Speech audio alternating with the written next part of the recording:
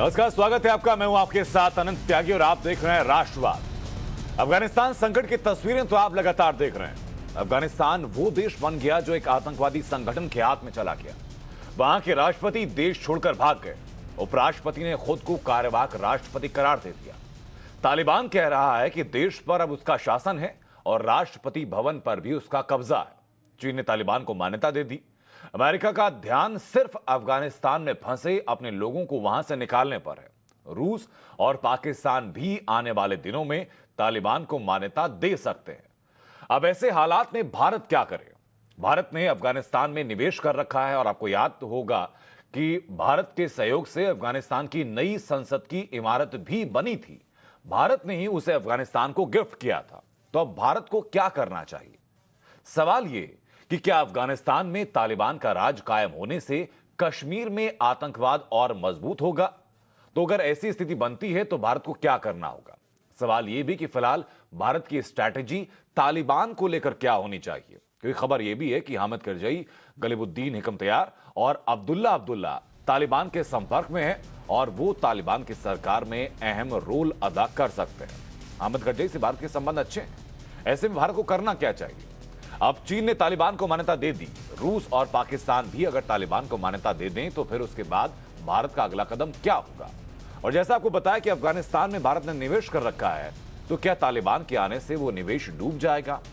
इन्हीं मसलों पर आज हम बात करेंगे। हमारे साथ ऐसे एक्सपर्ट्स आज जुड़ रहे हैं जो इन सारे सवालों का जवाब देंगे, और ये वो एक्सपर्ट्स हैं जो देश को अपनी दिशा तय करने में मदद कर सकते हैं।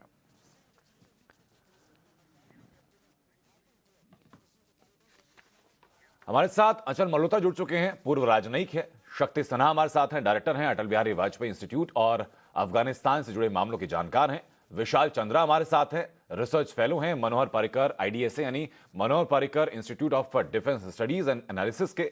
सुशांत सरीन हमारे साथ हैं, स्ट्रेटेजिक अफेयर एक्सपर्ट हैं। और मारूफ रजा हमारे साथ हैं, टाइम्स ग्रुप के कंसल्टिंग एडिटर हैं। बहुत स्वागत आप सभी लोगों का। शुरुआत मारूफ रजा मैं आपसे करना चाहूंगा और एक ऐसे सवाल के साथ जिसका जवाब तलाशना बेहद जरूरी है कि अफगानिस्तान के परिप्रेक्ष्य में भारत की स्थिति को आप कैसे देख रहे हैं मौजूदा वक्त में, और तालिबान को लेकर के भारत का रुख क्या होना चाहिए? देखिए, पहली बात तो यह साबित हो गई है कि जब तालिबान ने इतनी जल्द से काबुल पे कब्जा कर लिया और बाकी के कई एक बड़े बड़े शहर अफगानिस्तान के 8-9 दिन के नीचे ही तालिबान के कब्जे में आ गए, तो भारत को बाकी दुनिया के देशों के साथ साथ जैसे अमेरिका है, एक झटका सा लगा और अचंभे में रहा कुछ समय के लिए कि अब हमारी क्या पॉलिसी होनी चाहिए जी। तो कुछ दिन तो चुप रहने के बाद एक पहला स्टेटमेंट हमारा आया संयुक्त राष्ट्र के अंदर, यूएन सिक्योरिटी काउंसिल में हमारे जो राजदूत हैं उन्होंने बताया कि अफगानिस्तान की जो हालत है उसको देख के भारत बड़ी गंभीरता से देख रहा है। लेकिन अब हमारे जो विदेश मंत्री हैं उन्होंने भी जाके न्यूयॉर्क में यह ऐलान किया कि टेररिज्म जो वहां से फैल सकता है इसके बारे में भारत को काफी चिंता है, क्योंकि भारत पुराना भी टेररिज्म का और जो पाकिस्तान के जरिए टेररिज्म आया उसका शिकार रहा है।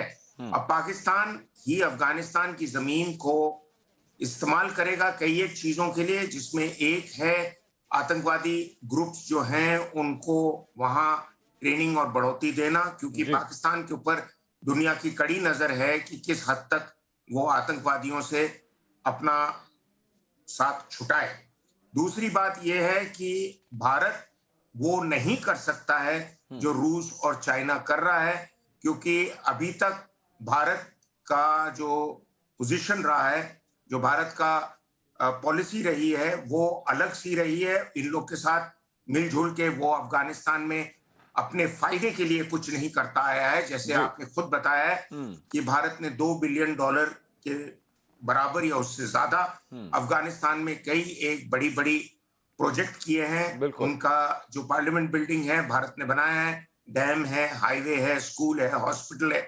तो ये सब भारत ने इसलिए नहीं किया था कि अफगानिस्तान के आने वाले दिनों के अंदर भी भारत को ऊंची टेबल पे जगह मिले। हालांकि उस समय भारत ने अमेरिका के कहने पर मेरे हिसाब से जी। ये सब प्रोजेक्ट किए हैं। अमेरिका ने बाद में ट्रम्प साहब ने भी जाके वहां पे भारत को शाबाशी देने की जगह उसकी निंदा की है कि भारत को और कुछ करना चाहिए। हम्म। तो अमेरिका के साथ साथ लेकिन जो वो जुड़ा क्या हुआ करना चाहिए भारत सर, उसी अपनी सवाल का जवाब हम पॉलिसी लोग बना तलाशने रहा की है। कोशिश कर रहे हैं। मैं वापस लौट रहा हूं सर आपके पास। सुशांत साहब, मैं जानना चाहूंगा आपसे कि आने वाले वक्त में भारत तालिबान को मान्यता देगा या नहीं देगा, इस बात पे कोई अभी रुख स्पष्ट नहीं है। वेट एंड वॉच की स्थिति में भारत है। लेकिन भारत जो फैसला ले उसके फैक्टर्स क्या होने चाहिए? भारत अपनी मौजूदा हालात को देखते हुए फैसला लेगा या फिर बाकी लोकतांत्रिक देशों का रुख क्या रहता है उसके हिसाब से भारत का फैसला रहेगा? देखिए, मैं पहले तो एक चीज की मेरे ख्याल वजाहत करनी बड़ी जरूरत है। जी। मारूफ ने अभी जो बात की उसमें एक मुझे थोड़ी सी बात उसको ठीक करना आई थिंक बहुत जरूरी है। हमने अफगानिस्तान में कोई भी प्रोजेक्ट अमेरिका के कहने पे नहीं किया। हमने अफगानिस्तान में जो भी प्रोजेक्ट किया अफगानों के कहने पे किया। अफगान और भारत की जो छवि अफगानिस्तान में अच्छी रही वो इसीलिए रही क्योंकि भारत ने कोई प्रोजेक्ट थोपा नहीं अफगानों के ऊपर। भारत ने अफगानों को बोला कि आपको क्या चाहिए वो हम आपको देंगे जितनी भी हमारी क्षमता होगी, और वही हमने किया। दूसरी चीज, जो ट्रम्प साहब हमारे ऊपर चुस्कियां ले रहे थे कि आपने तो ये सिर्फ लाइब्रेरियां बना दी हैं वहां पर। वैसे अगर लाइब्रेरी में लोग जाएं और वहां पर पढ़ाई करें तो बहुत अच्छी चीज होती है, लेकिन उसके अलावा जब भारत कुछ और कर सकता था और करना चाहता था तो अमेरिका ने भारत को रोका था, क्योंकि अमेरिका पाकिस्तानियों के नीचे लगा हुआ था और पाकिस्तान के कहने पे अमेरिका नहीं चाहता था कि भारत सुरक्षा के क्षेत्र में अफगानिस्तान में कोई भी ऐसा हस्तक्षेप करे। जी। मेरे ख्याल ये दोनों चीजों की वजाहत करनी बड़ी जरूरी है। तीसरी चीज जो आपका असली सवाल था, जी। देखिए मेरे ख्याल अभी हम लोग अननेसेसरीली जल्दबाजी कर रहे हैं। अभी तो एक हफ्ता भी नहीं हुआ, कल होगा एक हफ्ता तालिबान को काबुल के ऊपर काबिज हुए। अभी तो उनकी सरकार का स्वरूप साफ नहीं हुआ, उनकी सरकार की क्या रूपरेखा होगी, वो क्या नीतियां फॉलो करेंगे।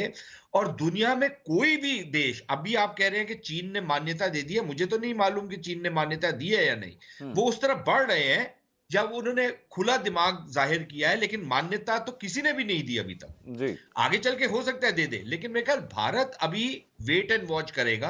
भारत देखेगा इनकी क्या नीतियां रहती हैं, ये क्या आतंकवादियों के साथ मिलकर के आगे बढ़ रहे हैं या आतंकवादियों से अपना पलड़ा छोड़ लेते हैं। जी। क्या ये अफगान राष्ट्रवाद के नारे पे चलते हैं या ये पाकिस्तान के पिट्ठू बने रहेंगे। अगर पाकिस्तान के पिट्ठू हैं तो फिर हमारे लिए जमीन वहां पर कोई बहुत तंग हो जाएगी। तीसरी और बड़ी अहम चीज हमारे को ये देखनी है कि एक जो जियोपॉलिटिक्स होगी रीजन की, वो कैसे आगे चल के निकलेगी, वो इवैक्यूएशन के बाद डिसाइड होगा। जी। लेकिन उसके साथ साथ हमारी अपनी भी जो सोच समझ है, हमारी अपनी भी जो एक सभ्यता है, हमारी अपनी जो आइडियोलॉजिकल, हमारी जो राष्ट्र की आइडियोलॉजी है, हम उसको भी बिल्कुल एक सिरे से तर्क नहीं कर सकते। और अल्टीमेटली एक जी। शब्द और कहूंगा, जी। एक शब्द और, देखिए अफगानिस्तान में हमारा बेसिक इंटरेस्ट ये है कि अफगानिस्तान ऐसी जगह ना बन जाए जहां से सारे खित्ते में अस्थिरता फैलती हो। जी।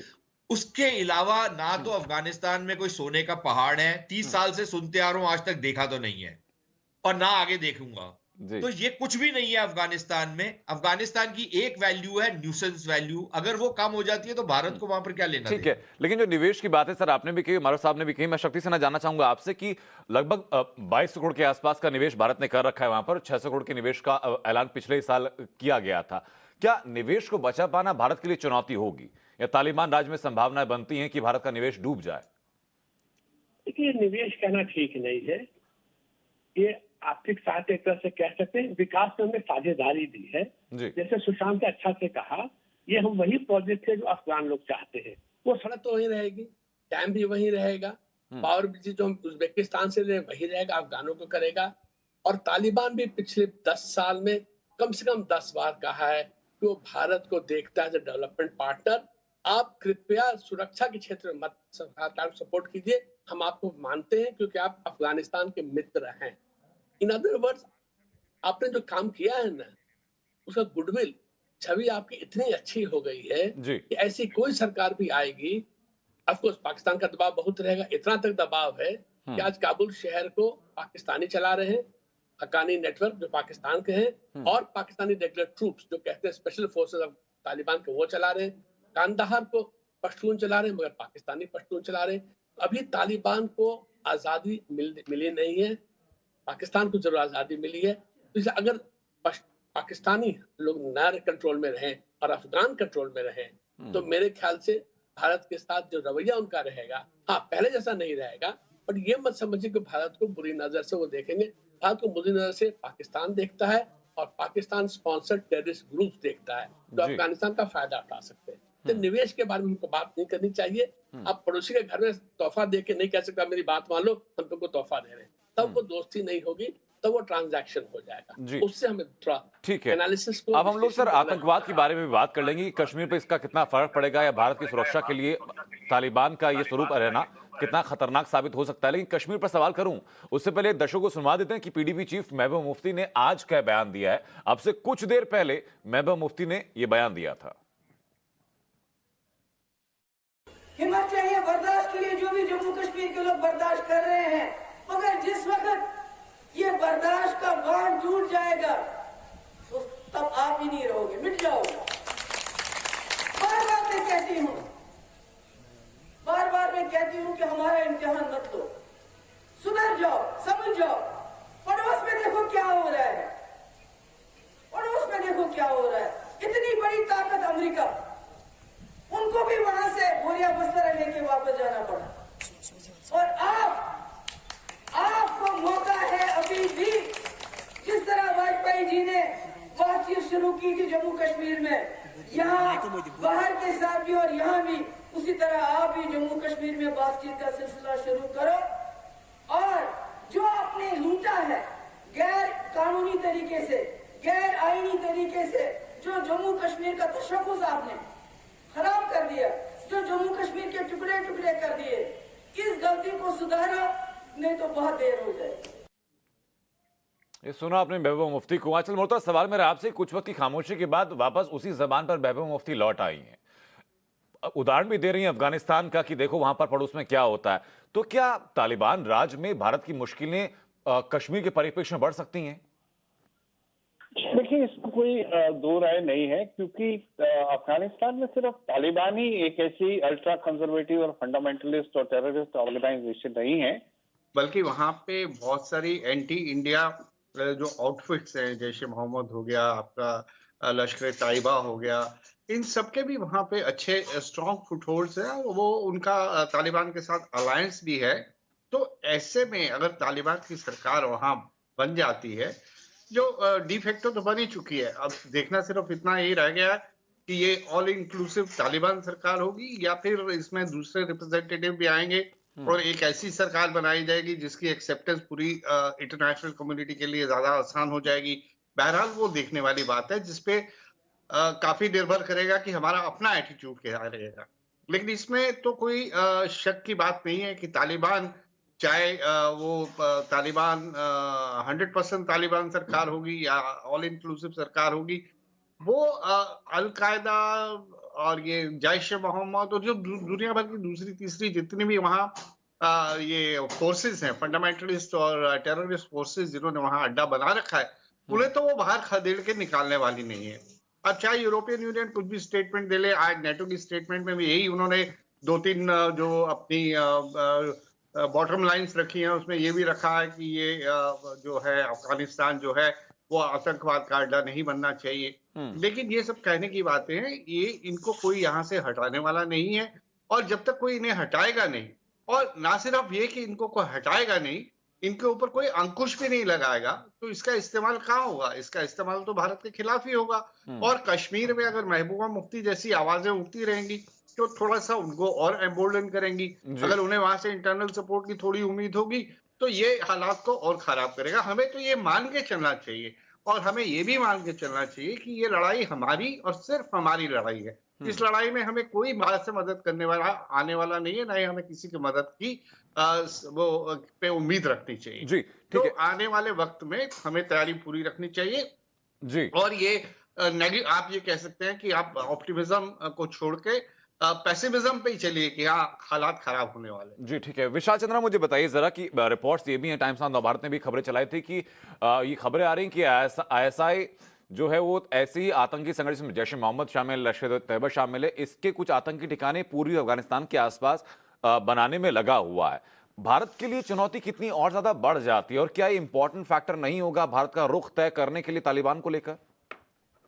देखिए, मेरे विचार में हमें दूरदर्शिता दिखानी होगी, क्योंकि अफगानिस्तान हमारा पड़ोसी देश है और हम कई साल से कहते आए हैं कि हमारे संबंध सिर्फ सरकारी स्तर पे नहीं, लोगों के बीच में भी है। ऐतिहासिक और सांस्कृतिक तो है ही, लेकिन वर्तमान काल में भी देखें तो इस समय भी हजारों अफगान भारत में हैं, शरणार्थी हैं, छात्रवृत्ति पे छात्र एवं छात्राएं भी हैं, मेडिकल ट्रीटमेंट के लिए लोग हैं और ट्रेनिंग प्रोग्राम्स के लिए जो अफगान आते हैं वो भी हैं। तो जो मैसेज मेरे हिसाब से जाना चाहिए, लॉन्ग टर्म एक अप्रोच ध्यान में रखते हुए जी, कि दिल्ली जो है वो ये नहीं मानता कि तालिबान अफगानिस्तान है और अफगानिस्तान ही तालिबान है। एक बहुत विभिन्नता है वहां पे, और तालिबान के लिए पूरे अफगानिस्तान पे नियंत्रण रखना संभव नहीं होगा। ऐसे में जिस इस्लामिक व्यवस्था या इमारात की वो बात कर रहे हैं, वो कितना इंक्लूसिव होगा ये हमारे लिए इंपॉर्टेंट होगा, क्योंकि शक्ति संतुलन वहां नहीं है इस वक्त। तो हमारे प्रयास दो होने चाहिए। पहला, पाकिस्तान पे दबाव बना रहे, क्योंकि terror sanctuaries, terror supply lines अभी भी बरकरार हैं। और दूसरा कि अफगानिस्तान में तालिबान की जो सरकार है, चाहे वो तालिबान उसमें उनकी चाहे और गुटों की भी उसमें हिस्सेदारी हो, तालिबान में फॉरेन फाइटर्स नहीं होने चाहिए, जिसमें पाकिस्तानी फाइटर्स भी शामिल हैं। ठीक है, मैं इसी सवाल को लेकर मारूफ रजा के पास जाऊंगा, उससे पहले शक्ति जी कुछ कहना चाह रहे हैं। नहीं, मैं उनसे भाई सहमत हूँ कि अभी रहबुल्लाह मुजाहिद का जो प्रेस कॉन्फ्रेंस हुआ था, बहुत अच्छा लंबा प्रेस कॉन्फ्रेंस था। उन्होंने बोला देखिए बातचीत चल रही है सरकार बनने की, सरकार जो बनेगी उसमें अफगानिस्तान के सभी हिस्से के लोग का प्रतिनिधित्व होगा। ये भी कहा कि विदेश के साथ अच्छा रिश्ता रखना चाहते हैं। कहने की बात अभी तक है, बट अभी तक हफ्ते में आपने देखा है जिस तरीके से इवैक्यूएशन हो रहा है। हाँ, 10 लाख लोग रट सड़क पर जरूर आ गए थे, अवश्य आ गए थे, झंझट लगा उससे, बट जिस तरह से इवैक्यूएशन बिना तालिबान के सहमति अनुमति के नहीं हो सकता, आज भी हो रहा है, वो उसको फैसिलिटेट भी कर रहे हैं। तो ये भी हमें देखना है, थोड़ी कोशिश वहां जरूर है कि हम दूसरे को डेंजर ना लगे। परंतु जैसे मैंने कहा, और क्या तालिबान खुद नियंत्रण में रहेगा या क्या तालिबान फ्रंट रखा गया है और असल में तो पाकिस्तानी वेट एंड वॉच की सिचुएशन में सर हम लोग करंटली हैं। मारूफ साहब, ये जो लगातार कहा जा रहा है कि भारत और अफगानिस्तान के संबंध बेहतर थे, वो सरकार के साथ जो लोकतांत्रिक तरीके से वहां पर चला रही थी, उस सरकार का रुख देखते हुए भारत और अफगानिस्तान के संबंध बेहतर हुए थे। क्या ये उम्मीद करना बेमानी नहीं हो जाएगा कि तालिबान भी उसी तरीके से अपना रुख रखेगा जैसे कि अभी तक लोकतांत्रिक सरकार रही थी? और साथ ही साथ जैसे कि पैनल में अभी कहा भी गया कि अगर कोई भी सरकार वहां बनती है करंट सेटअप में, उस सरकार के लिए संभव नहीं हो पाएगा कि अलकायदा जैसे संगठन को वो बाहर का रास्ता दिखा सकें। देखिए, पहली बात यह है कि अगर हम ये ख्वाब देख रहे हैं कि भारत के अंदर इतना वजन है कि चाहे तालिबान हो या कारजाई की सरकार हो या गनी साहब की सरकार हो, सभी भारत के आसपास चक्कर काट रहे हैं और कह रहे हैं कि साहब आप आके हमारे देश को बचाओ जी, तो ये ख्वाब देखना गलत है, पहली बात। उसके साथ साथ ये है कि जैसे शरीन साहब ने बोला था कि भारत ने जो प्रोजेक्ट्स किए हैं वहां पे वो अफगान के लोगों ने मांगा था और अफगान की सरकारों ने मांगा था। हाँ, जरूर मांगा होगा, लेकिन वो सरकारों को किसने बैठाया था वहां पे? अमेरिका ने बैठाया था, और इसलिए वो अभी भागते फिर रहे हैं क्योंकि वो अमेरिका के टट्टू माने जाते हैं। और अभी की जो तालिबान की सरकार है, इन्होंने बोला है कि भारत के साथ रिश्ते रखना चाहते हैं, लेकिन हमको अपने आप पर इतना विश्वास नहीं करना चाहिए कि हम जो है उस किस्म से वहां की हालात में बदलाव ला सकते हैं जिस किस्म से रूस या चाइना आज की तारीख में ला सकता है। क्यों वो वहां पे गए हैं? वहां पे सोने के पहाड़ अभी तक तो लोगों को नजर नहीं आए हैं, लेकिन लोगों ने और अमेरिका के साइंटिस्ट और जियोलॉजिस्ट ने काफी रिसर्च की है और बताया गया है कि ट्रिलियंस ऑफ डॉलर के मुताबिक वहां पे नेचुरल रिसोर्सेज हैं। और अगर वैसा कुछ नहीं होता तो क्या चीन और रशिया को और कोई काम नहीं है? वो अपने सैनिकों को वहां और अपने लोगों को वहां भेजेंगे, जब चीन को वैसे ही पाकिस्तान में, चाइना पाकिस्तान इकोनॉमिक कॉरिडोर में कितनी दिक्कतें आ रही हैं, और वो वहां क्यों जा रहा है? क्योंकि उसको फायदा नजर आ रहा है। रशिया जब अपने हाथ जला चुका था अफगानिस्तान से, वापस क्यों घुस रहा है वहां पे? तो इसलिए कि उनको कुछ फायदा नजर आ रहा है। फायदा यही है कि उनको कोई इतना शौक नहीं है कि दुनिया की हर जो लड़ाकू देश है वहां पे सरकार चलाएं। मिडिल ईस्ट में बहुत कुछ हो रहा है, बहुत से दुनिया के और जगह हैं जहां पे अफ्रीका के अंदर वो जा सकते हैं, लेकिन अफगानिस्तान में काफी समय से, और जैसे आपको भी पता होगा कि रूस जो है तालिबान को एक किस्म से इंटरनेशनल रिकग्निशन या रिस्पेक्टेबिलिटी देता आया है। मॉस्को में कॉन्फ्रेंस की है, उनको पीस डील के नाम से उनकी कॉन्फ्रेंसेस दिखाई गई हैं कि तालिबान एक पीस लविंग ग्रुप है। तो ये सब का इनका लंबा मकसद है। अभी भारत क्या क्या कर सकता है? सबसे पहला चीज, जैसे जयशंकर साहब ने बताया है यूएन सिक्योरिटी काउंसिल के अंदर, कि हमको टेररिज्म के खिलाफ आगे बढ़ना चाहिए, और टेररिज्म का जड़ है पाकिस्तान। पाकिस्तान ने ही तालिबान बनाया। हालांकि मैं ये भी जानता हूं कि तालिबान का एक ग्रुप नहीं है, लेकिन 3 से 4 ग्रुप हैं, और सब पाकिस्तान के आगे दुम दबा के नहीं बैठे हुए हैं। कुछ पाकिस्तान के साथ हैं, कुछ पाकिस्तान के खिलाफ हैं। ये अब आगे वागे कुछ हफ्ते दिखाएंगे किस हद तक पाकिस्तान उन पे कंट्रोल कर सकता है। लेकिन पाकिस्तान का पिछले 30 साल से ये लक्ष्य रहा है कि अफगानिस्तान पे कंट्रोल करो और उसके बाद आगे फैलो थोड़ा। राष्ट्रवाद आप देख रहे हैं, चर्चा लगातार हमारी जारी है। इससे पहले कि हम लोग बात करें हक्कानी नेटवर्क की, हम लोग बात करेंगे कश्मीर में क्या इसका इंपैक्ट पड़ेगा। विशाल चंद्र साहब, मैं चीन के बारे में थोड़ा सा समझना चाहूंगा आपसे कि क्या चीन की भूमिका पर भी नजर रखने की जरूरत है, क्योंकि चीन न सिर्फ अफगानिस्तान में एक बड़ा निवेशक है, बल्कि चीन की महत्वाकांक्षी योजना जो है वन बेल्ट वन रोड, उसका एक इंपॉर्टेंट पार्ट अफगानिस्तान भी है। देखिए, अगर आप चीन से जो वक्तव्य आ रहे हैं, और मैं इसमें रूस और ईरान की भी बात कहूंगा, तो it's about reading between the lines. तो वो कहीं ना कहीं बहुत जोर डाल रहे हैं कि अफगानिस्तान में जो भी सरकार बनती है वो बहुत इंक्लूसिव होनी चाहिए। इसका मतलब कहीं ना कहीं उन्हें इस बात का अंदेशा है कि अफगानिस्तान में तालिबान स्थिरता नहीं ला पाएंगे, पूरे अफगानिस्तान पे वो नियंत्रण नहीं रख पाएंगे। और सभी लोग जो दृश्य हम काबुल एयरपोर्ट पे देख रहे हैं, उससे एक बात बहुत साफ तौर पे उभर कर आती है कि तालिबान पे अंतरराष्ट्रीय समुदाय तो बाद में आता है, अफगानिस्तान के लोग भी विश्वास नहीं करते। तो ये एक बहुत बड़ी चुनौती है तालिबान के सामने। और आने वाले समय में जब वो नए संविधान की बात करेंगे या पॉलिसी इश्यूज पे, नीतियों पे बात होगी, चाहे महिलाओं को लेकर हो, चाहे विदेश नीति हो, अंतरराष्ट्रीय नीति हो, विशाल चंद्र साहब, लेकिन आम लोगों का तालिबान पर विश्वास ना करना क्या तालिबान के सत्ता में कोई परिवर्तन ला सकता है? उन पे दबाव बनेगा। और कहीं ना कहीं उनमें जो मतभेद है तालिबान के अंदर, क्योंकि कहा गया कि भाई उसमें कई ग्रुप्स हैं, जो बात बिल्कुल सही है, तो मतभेद भी बढ़ेंगे आने वाले समय में। ठीक है। और रूस की भी चिंताएं हैं। अभी तो उन्होंने स्वागत किया है क्योंकि अमेरिकी चले गए वहां से, वो इसी बात पे खुश हैं। अभी ये शुरुआती दिन है, पर कहीं ना कहीं अगर आप उनके स्टेटमेंट्स को देखें तो बहुत चिंताएं हैं रूस की भी, क्योंकि नॉर्दर्न अफगानिस्तान, जहां पे नॉर्दर्न अलायंस के पहले जो नॉर्दर्न अलायंस था उसके लीडर्स का प्रभुत्व था, वो एक बफर की तरह था, सिक्योरिटी बफर, पर अब वो बफर नहीं रहा। और तालिबान अब उनकी सेंट्रल एशियन कंट्रीज की सीमाओं तक पहुंच गए हैं। और एक बहुत महत्वपूर्ण पॉइंट है, इस्लामिक स्टेट के पहले और बाद तालिबान ऐसा इकलौता ग्रुप है जिसके पास टेरिटरी है, अब उसको वो स्टेट कह सकते हैं। तो इसका कहीं ना कहीं एक इफेक्ट पड़ेगा अन्य मिलिटेंट इस्लामिस्ट ग्रुप्स पे। वो इनसे इंस्पिरेशन लेंगे और वैसे ही प्रयास करेंगे, चाहे तालिबान ये कहते रहें कि वो अपनी जमीन से किसी और इस्लामिस्ट ग्रुप्स को काम करने नहीं देंगे। जी, मारूफ रजा साहब, जैसा कि विशाल ने भी कहा कि क्या तालिबान की जिसको ये जीत कहा जा रहा है, इस कब्जे को, इस जीत का असर बाकी ऐसे ग्रुप से पड़ेगा जो कि कट्टरपंथी सोच रखते हैं? देखिए, पाकिस्तान के अंदर तालिबान के काफी हमदर्द लोग हैं, बिल्कुल, और अमेरिका के जाने से पहले से ही पाकिस्तान में तालिबान के लिए काफी लोग चंदा इकट्ठा करते आए। उन सब का जब भी ये कहना था और अब भी कहना है कि वो जिहाद को बढ़ाना चाहते हैं, और तालिबान उनके लिए ये जिहाद अफगानिस्तान में बढ़ाएगा, और जैसे मैंने पहले बताया कि उसके बाद आगे भी ले जाने की कोशिश करेगा जो नॉर्दर्न अलायंस का जो एरिया था।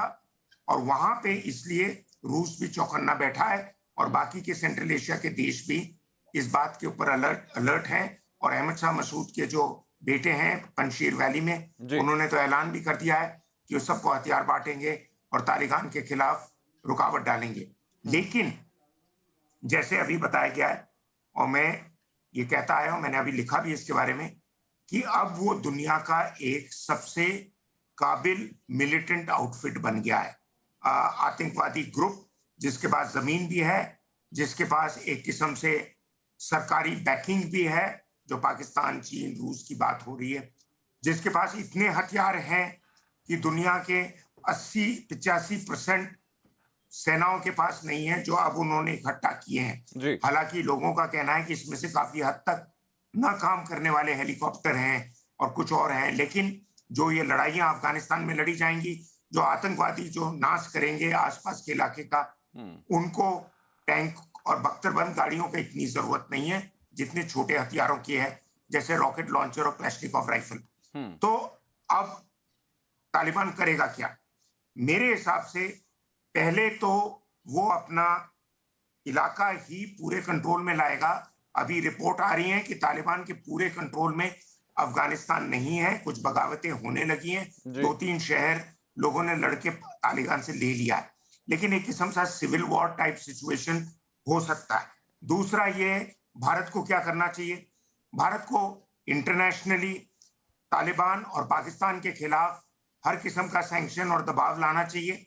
ये उम्मीद करके चलते हैं कि अगर हमने जो जितने वहां पे प्रोजेक्ट बनाए हैं, तो अब हमको वापस न्योता दिया जाएगा कि अब आके और आप अच्छे काम करो वहां पे। अरे अच्छे काम तो आपने पहले भी किए, लेकिन अमेरिका ने तो कमरों में नहीं घुसने दिया आपको, जहां ये वार्तालाप और डिस्कशन होती थी कि तालिबान या अफगानिस्तान के बारे में आगे क्या हो जाएगा। तो अब कौन आपको बुलाएगा?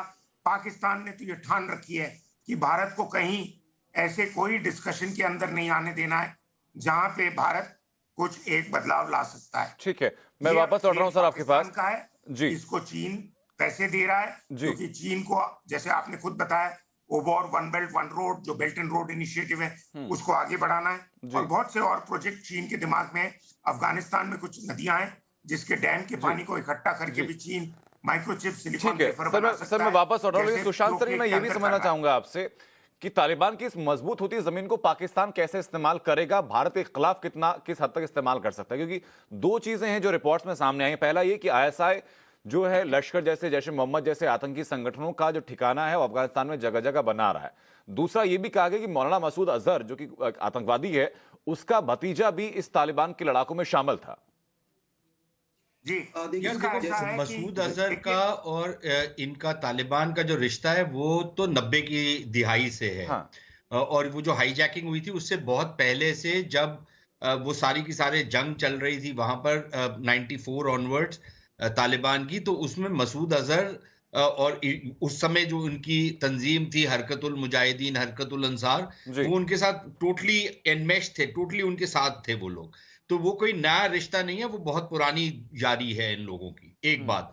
दूसरी चीज ये, यार देखो, हमारे को एक चीज जो बड़ी सिंपल है और हमारे को समझनी चाहिए, ये जरूर है कि अफगानिस्तान में टेररिस्ट ट्रेनिंग कैंप्स बन जाएंगे, वहां पर उनको ट्रेनिंग दी जाएगी, हथियार भी वहां के आएंगे, पाकिस्तानी हथियार नहीं होंगे, ये जो इन्होंने अमरीकियों से लिए हथियार भी ये होंगे, और वो ऑलरेडी हम कश्मीर में देख रहे हैं।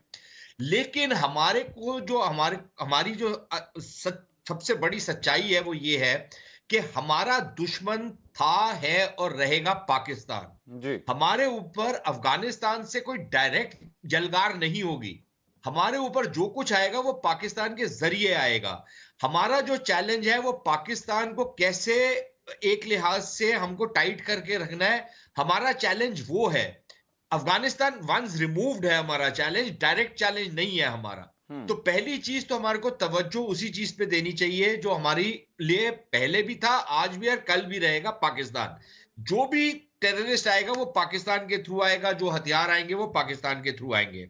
दूसरी चीज, और शायद ज्यादा अहम, क्योंकि कश्मीर में तो हम आतंकवाद से अवगत हैं, हमने सारा अपना security grade, terror infrastructure, intelligence grade सब अच्छा है। और अगर महबूबा मुफ्ती को शौक है ना अफगानिस्तान बनाने का कश्मीर को, तो फिर वो भी देख ले कि वहां पर वो जो नेता होते हैं फिर उनका क्या हशर होता है और लोगों का क्या हशर होता है जब कोई भी जगह अफगानिस्तान बनती है। तो ऐसे ही फिजूल की बातें जो करने का इनको शौक है ना, वो चुप रहे तो बेहतर है, अपना अहमकानापन ना दिखाएं।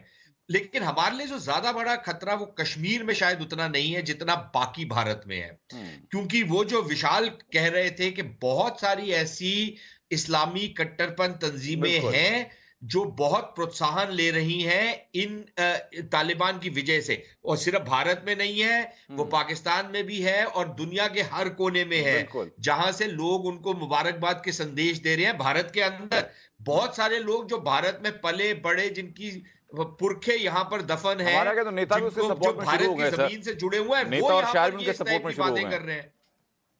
जी सॉरी, मैं कह रहा हूं सर, भारत में तो भारत के नेता कई ऐसे हैं और कई ऐसे शायर भी हैं जो कि तालिबान के सपोर्टर बने घूम रहे हैं। वो यार वो शायर हैं या वो करते हैं, तुकबंदी करते हैं, वो तो एक अलग बहस है। लेकिन मुझे जो अचंभा होता है वो ये है कि वो लोग जिनके सदियों से वो भारत के वासी हैं, भारतीय हैं, भारत मूल के हैं, और वो जिस चीजों में बिलीव करते हैं या जिस इस्लाम को वो प्रैक्टिस करते हैं, वो तो अफगान नहीं करते। ये तो उनसे बिल्कुल अलग है। अगर इतना ही इनको शौक है तो अफगानिस्तान चले जाएं।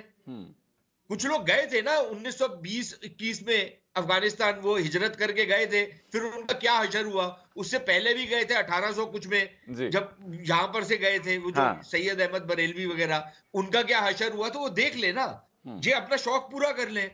लेकिन हमारे लिए जो बहुत बड़ा खतरा है वो ये है कि यहां पर इस तरीके की, जिस तरीके से लोगों को भड़काया जा रहा है या उनका समर्थन जाहिर किया जा रहा है या ये सब कुछ दिखाया जा रहा है कि हमको भी उसी राह पे चलना चाहिए, ये भारत के अंदर एक बहुत बड़ा खतरा बढ़ रहा है यहाँ पर, और इससे हमको अवगत होने की जरूरत है। और इसको अगर हमने अभी नहीं रोका तो फिर बाद में बहुत मुश्किल हो जाएगा इसको रोकना। तो मेरे ख्याल, मेरी तो नसीहत ये होगी कि सिर्फ कश्मीर की बात ना करें, जरा बाकी भारत में भी देख ले वहां पर क्या हालात हैं, बेहतर रहेगा। शक्ति से ना, मैं ये समझना चाहूंगा आपसे कि ये भूमिका तो तकरीबन स्पष्ट है कि पाकिस्तान पूरी तरीके से तालिबान की सहायता करने की कोशिश करेगा, अगर उसको ये लगता है कि भारत के खिलाफ उसका इस्तेमाल कर पाएगा।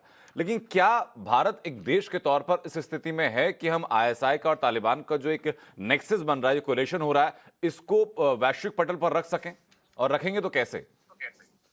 देखिए, सबसे पहले तो ये हम समझना है कि तालिबान जो फाइटिंग फोर्स है नहीं, कन्वर्टेड फोर्स है नहीं। अफगानिस्तान लिया है बिना लड़ाई के।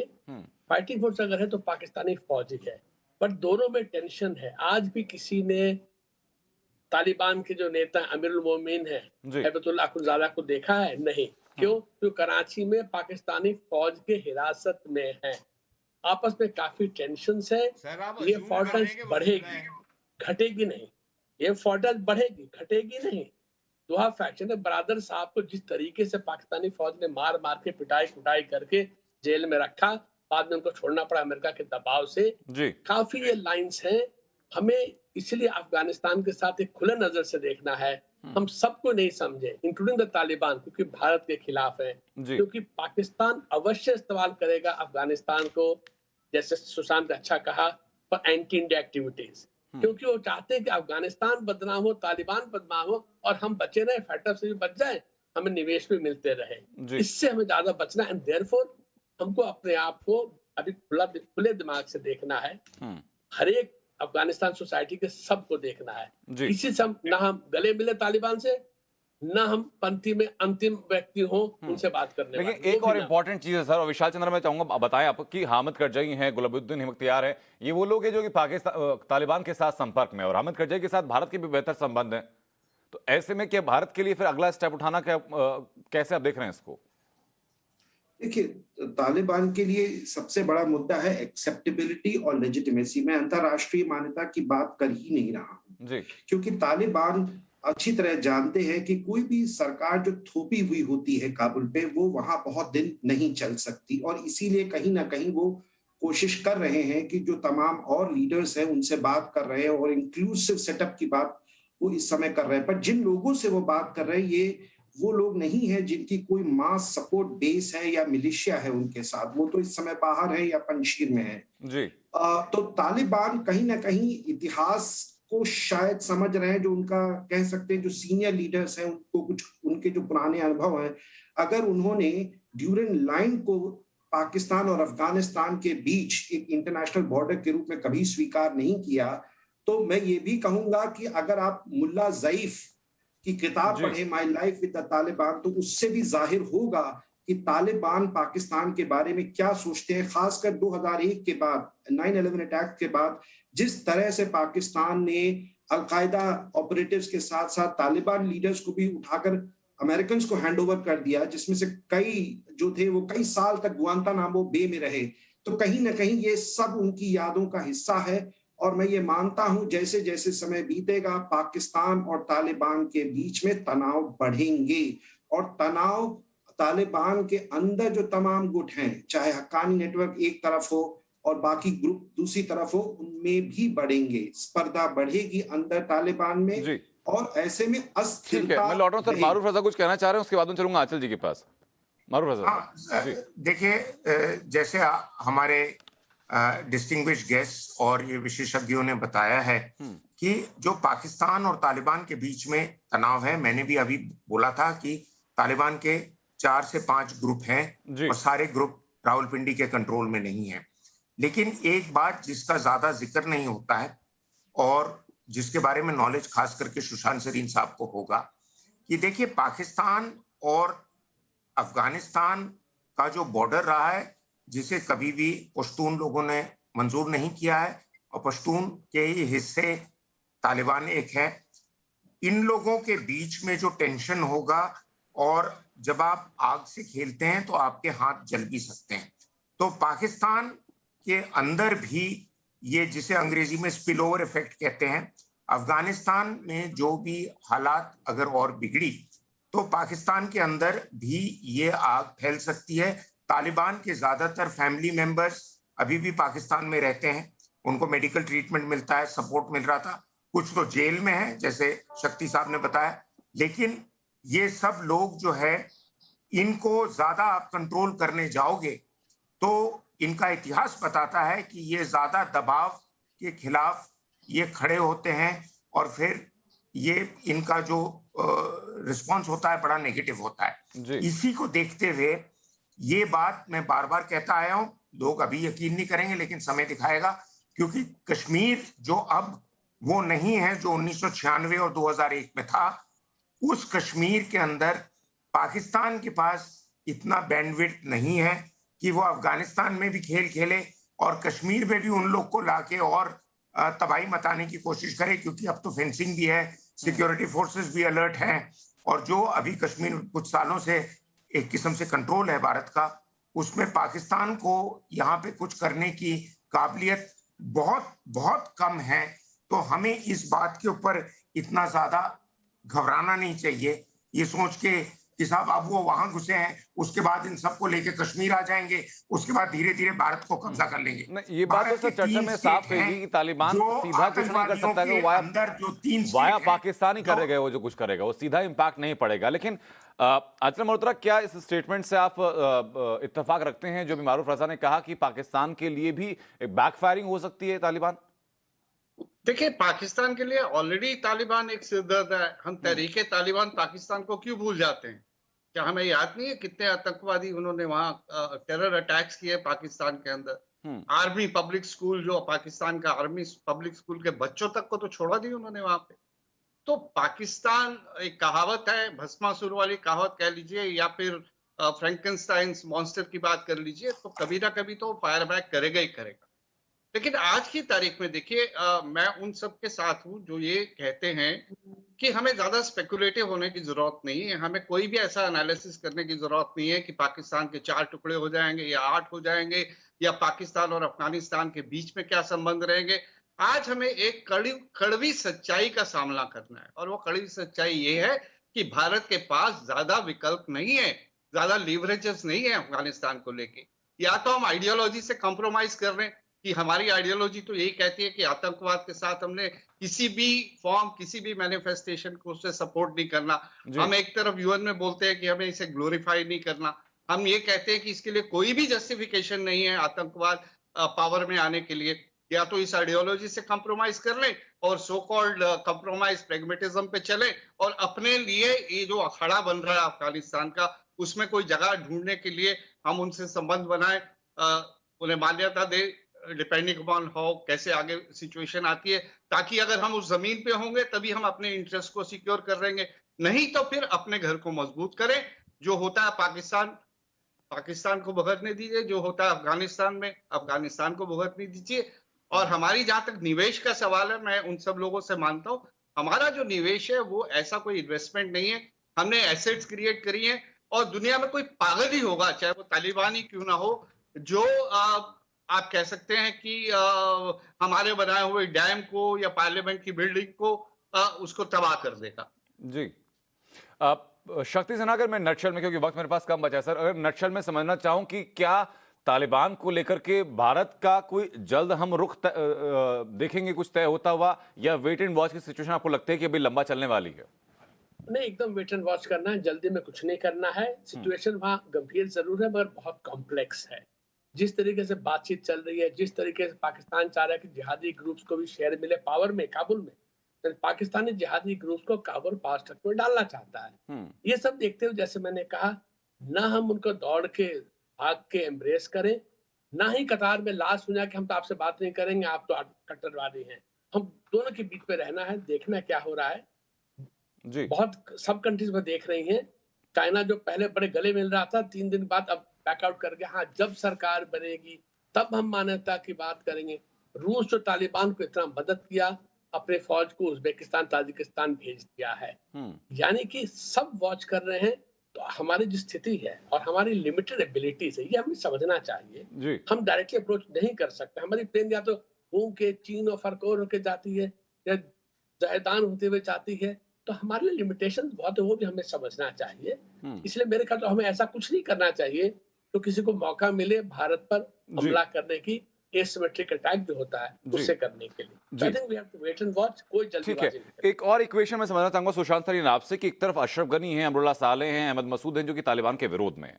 अभी कहा यह जा रहा है कि अशरफ गनी का जो भाई है वो तालिबान के साथ मिलकर तालिबान जिंदाबाद के नारे लगा रहा है और आवाम खिलाफ है तालिबान के। तो बैलेंस फिर आप कहां देख रहे हैं? देखिए, बैलेंस तो अभी मेरे ख्याल ये जितने नेताओं का आपने नाम लिया, अशरफ गनी तो भगौड़ा है, तो उसकी तो बात करने का कोई मतलब नहीं है।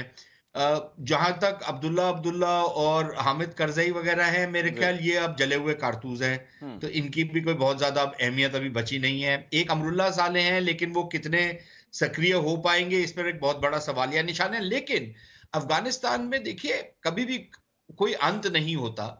अगर हालात बद से बदतर होने शुरू हो जाते हैं, चाहे वो आर्थिक कारणों से हो या किसी और कारणों से हो, तो एक नई लीडरशिप कहीं ना कहीं से इमर्ज करेगी। अब अभी गैस करना कि वो कौन सी लीडरशिप होगी पता नहीं, लोगों का कितना समर्थन है नहीं है, ये उस पर निर्भर करेगा कि तालिबान की नीतियां क्या रहेंगी। क्या उदारवादी, थोड़ी बहुत भी उदारवादी नीतियां होंगी, या वैसे ही 6वीं सदी में वापस जाने की बात करेंगे जैसे पिछली बारी की थी, उसके ऊपर निर्भर करेगा। दुनिया का क्या रवैया रहेगा उनकी तरफ, मेरे ख्याल उस पर निर्भर करेगा कि क्या कोई ऑपोजिशन आती है या नहीं आती। पहले हमें ध्यान देना होगा इस बात को लेकर कि तालिबान का जो मोडस ऑपरेंडी रहता है वो क्या रहता है, उसकी पॉलिसीज क्या रहती हैं। उसके बाद देखना होगा कि बाकी जो लोकतांत्रिक देश हैं उनका रुख तालिबान की तरफ क्या रहता है। उसके बाद जाकर के भारत को तय करना होगा कि भारत का रुख क्या रह सकता है। बहुत बहुत शुक्रिया आप सभी लोगों का इस सार्थक चर्चा का हिस्सा बनने के लिए और आसान भाषा में ये जटिल चीजें दर्शकों तक पहुंचाने के लिए।